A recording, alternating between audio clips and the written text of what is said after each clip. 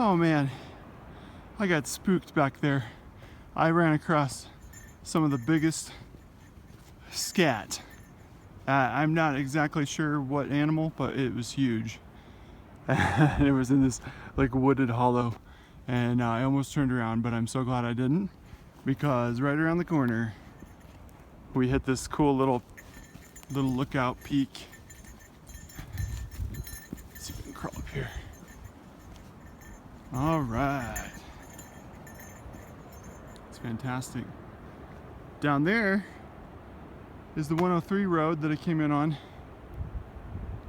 and you can barely see it, but right there's that Rawah guest ranch where I started. Man, there's moose poop everywhere. You should have seen this pile of turds I found earlier. Had to be a bear or something. I don't know what's bigger than a moose out here, but so I don't know. I'm gonna stop and eat lunch.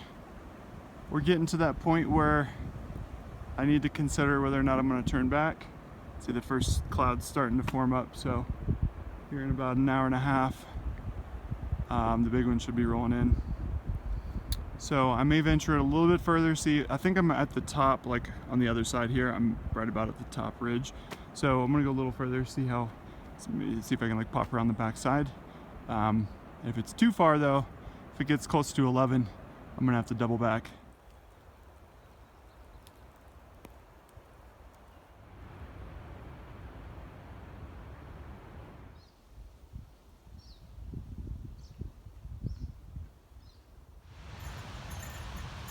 Ooh, I can hear some water crashing.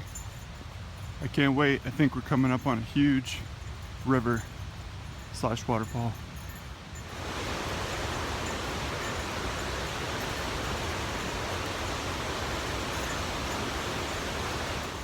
Ooh, I can feel it.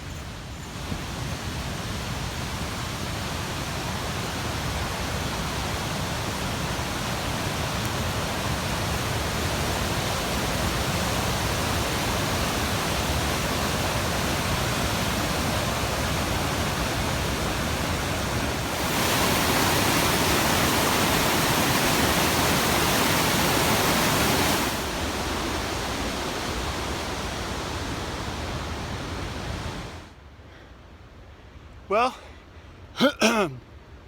we made it into the edge of the wilderness.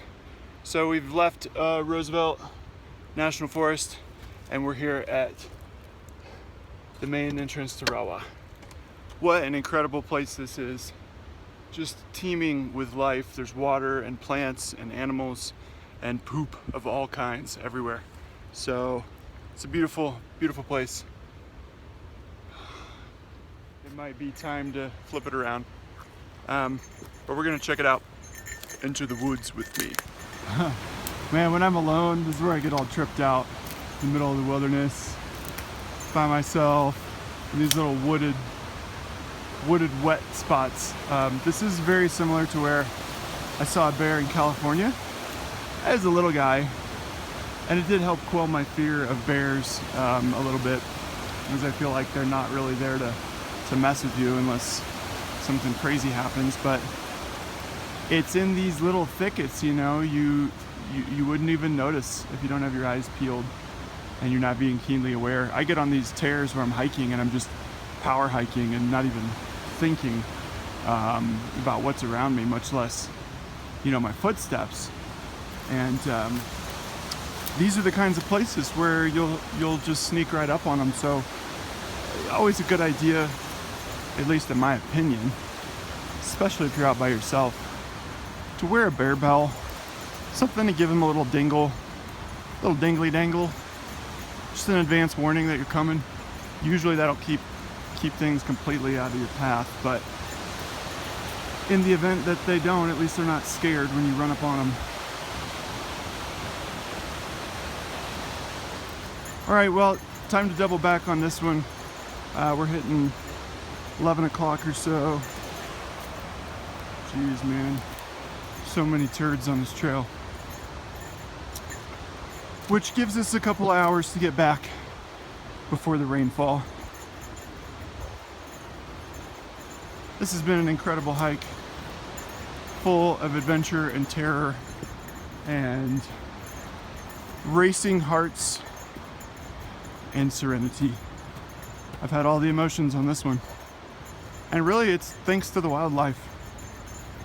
Nothing makes the forest come alive than when you run into other things living right in it. So, see you back at camp.